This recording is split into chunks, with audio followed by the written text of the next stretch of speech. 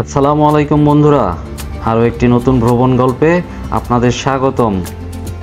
আজ আমি যাব ঢাকা বিভাগের সবচেয়ে বড় জেলা টাঙ্গাইলের গোপালপুর উপজেলায়। সেই সাথে সারাদিন ঘুরে দেখব এবং আপনাদের দেখাবো জগৎ বিখ্যাত 201 গম্বুজ সম্বলিত মসজিদ আর হেমনগর জমিদার বাড়ি। তাহলে চলুন বন্ধুরা, ভ্রমণ গল্পটা শুরু করা যাক।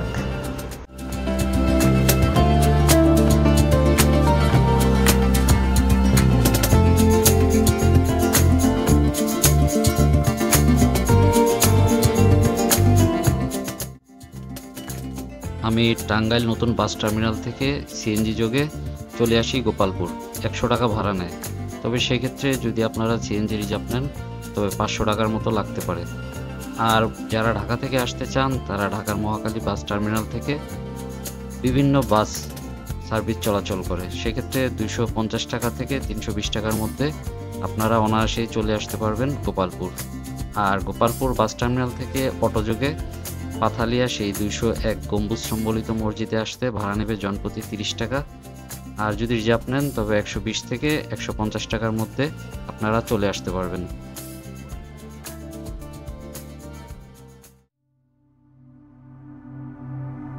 এই হচ্ছে 201 গম্বুজ সম্বলিত মসজিদ, যা বাংলাদেশের টাঙ্গাইল জেলার গোপালপুর উপজেলার নগদা শিমলা ইউনিয়নের দক্ষিণ পাথালিয়া গ্রামের অবস্থিত।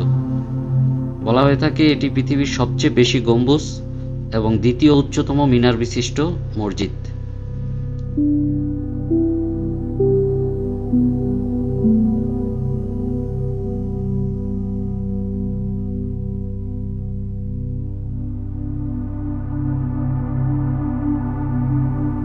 এই সুদৃশ্য মসজিদটির নকশা করা হয়েছে 201টি গম্বুজ এবং 9টি মিনার দিয়ে সজ্জিত একটি পূর্ণাঙ্গ মসজিদ কমপ্লেক্স হিসেবে।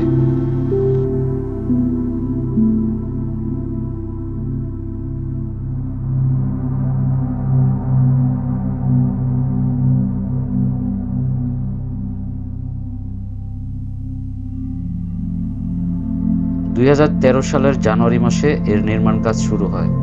আজ অবধি এখনো এই কাজ চলমান। এই মসজিদটি বীর মুক্তিযোদ্ধা রফিকুল ইসলাম কল্যাণ ট্রাস্টের উদ্যোগে নির্মিত হচ্ছে। আর এর ভিত্তিপ্রস্তর স্থাপন করেন এই ট্রাস্টের প্রতিষ্ঠাতা চেয়ারম্যানের মা রিজিয়া খাতুন।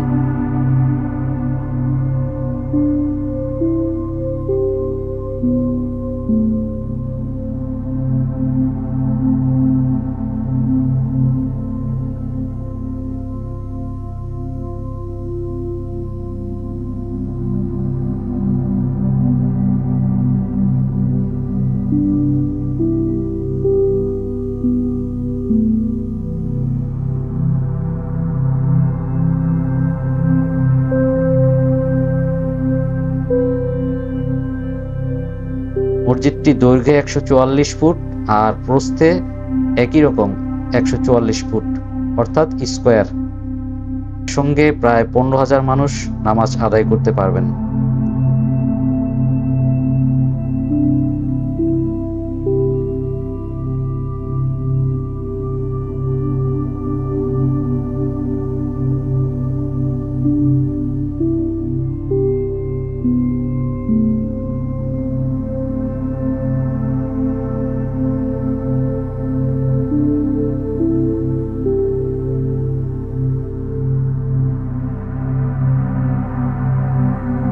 মসজিদ নির্মাণে ব্যয় হবে আনুমানিক 100 কোটি টাকা। নির্মাণ শেষ হলে মসজিদ আল হারামের সম্মানিত ইমাম এসে নামাজের ইমামতি করে মসজিদটি উদ্বোধন করার কথা আছে।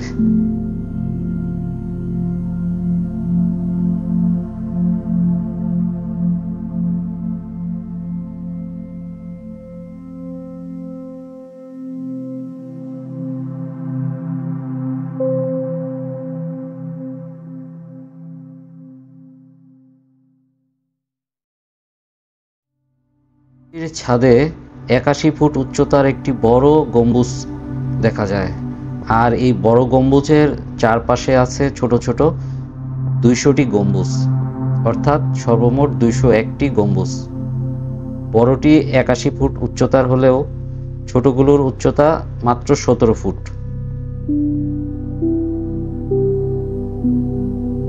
আর এই মূল মসজিদের 4 কোণায় 4টি মিনার, যার প্রত্যেকটির উচ্চতা প্রায় 101 ফুট। পাশাপাশি 81 ফুট উচ্চতার আরও 4টি মিনার আছে। সবচেয়ে উঁচু মিনারটি মসজিদের পাশে অবস্থিত, যার উচ্চতা 451 ফুট।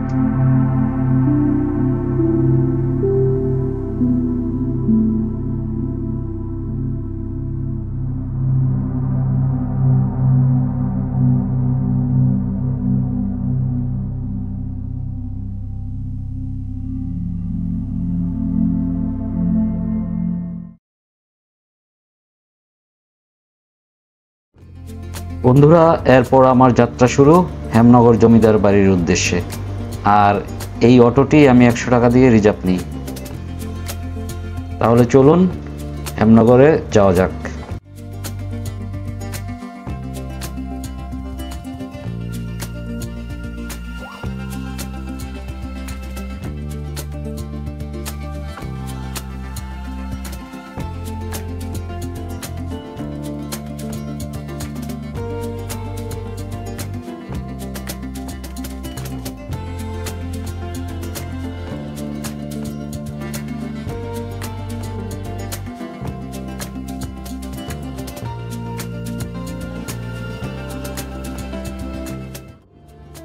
হেমনগর জমিদার বাড়ির মূল গেটের সামনে আসতেই চোখে পড়ল অসাধারণ সুন্দর এই দিঘিটি।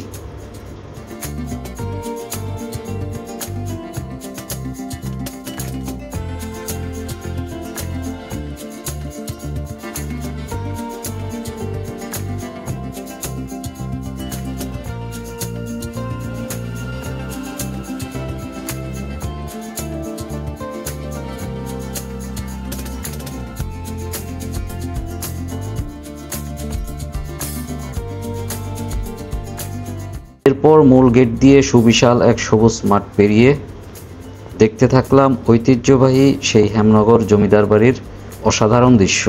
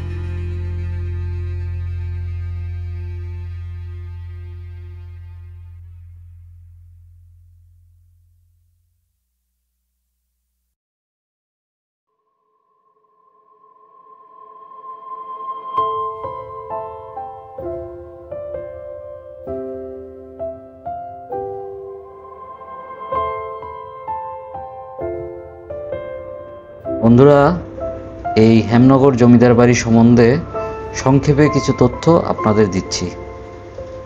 এই হেমনগর জমিদার বাড়িটির প্রতিষ্ঠাতা ছিলেন হেমচন্দ্র চৌধুরী, যিনি ছিলেন টাঙ্গাইল জেলার হেমনগরের একজন প্রভাবশালী রাজা, দানবীর, সমাজসেবক, দূরদৃষ্টিসম্পন্ন শাসক ও শিক্ষা অনুরাগী ছিলেন। তিনি 1900 সালে তার মাতার নামে 20 একর জমির উপর হেমনগর শশীমুখী উচ্চ ইংরেজি বিদ্যালয়, হেমবাবু গোপালপুরের সুতি ভিএম পাইলট হাই স্কুল ও পিংনা হাই স্কুল প্রতিষ্ঠায় জমি ও অর্থ প্রদান করেন। এছাড়াও তিনি ঢাকা বিশ্ববিদ্যালয়, Dhaka medical school, Mymensingh Victoria হাসপাতাল নির্মাণে, ময়মনসিংহ পুরাতন হাসপাতালের সৌধ নির্মাণে, পিংনা দাতব্য চিকিৎসালয়, গোপালপুর বালিকা বিদ্যালয় এবং বরিশাল মুখ ও বধির বিদ্যালয়ের উল্লেখযোগ্য পরিমাণ অর্থ দান করেন। সর্বোপরি আনন্দমোহন কলেজ প্রতিষ্ঠায় শিলালিপিতে 10 জন দাতার মধ্যে চতুর্থ স্থানে নাম রয়েছে এই হেমনগর জমিদার বাড়ির জমিদার হেমচন্দ্র চৌধুরীর।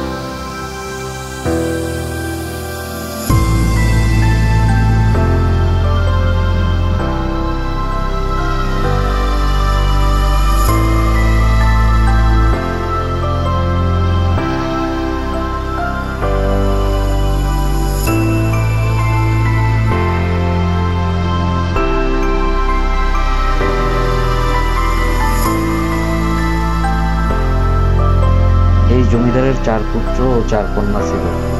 এই হেমচন্দ্র চৌধুরীর আরেকটি বাড়ি ছিল ময়মনসিংহের ত্রিশালের বৈলোর ইউনিয়নে। হেমচন্দ্র রায়ের পিতার মৃত্যুর পর তিনি মুক্তাগাছার মহারাজা সূর্যকান্ত রায়ের সাথে টেক্কা দিয়ে জয়েন্টশাহী পরগনার 5 আনা আড়াই গন্ডা তালুক নিলামে ক্রয় করেন, যা ছিল প্রায় 85,000 একর পরিমাণ। আর এরপর থেকেই তিনি হয়ে যান হেমচন্দ্র রায় থেকে হেমচন্দ্র চৌধুরী। 1971 সালে জমিদার বাড়িটি বাংলাদেশের স্বাধীনতা যুদ্ধে অংশ নেওয়া মুক্তিবাহিনীর আশ্রয়স্থল হিসাবে ব্যবহার করা হয়। তবে বর্তমানে এই জমিদার বাড়ির মূল ভবনটি হেমনগর কলেজ হিসাবে ব্যবহার করা হচ্ছে।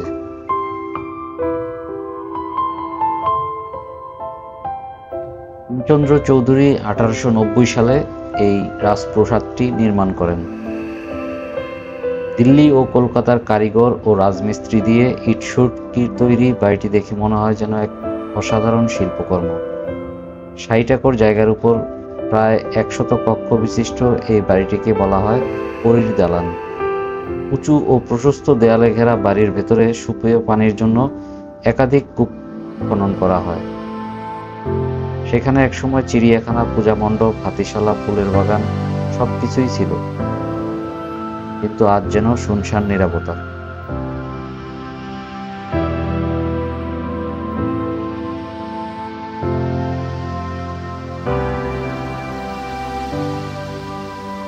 বন্ধুরা, হেমনগর জমিদার বাড়ি থেকে আজ আমি বিদায় নিচ্ছি। নিশ্চয়ই আবার দেখা হবে নতুন কোনো জায়গায়, নতুন কোনো ঠিকানায়। সেই পর্যন্ত সবাই ভালো থাকুন, সুস্থ থাকুন। আল্লাহ হাফেজ। আসসালামু আলাইকুম।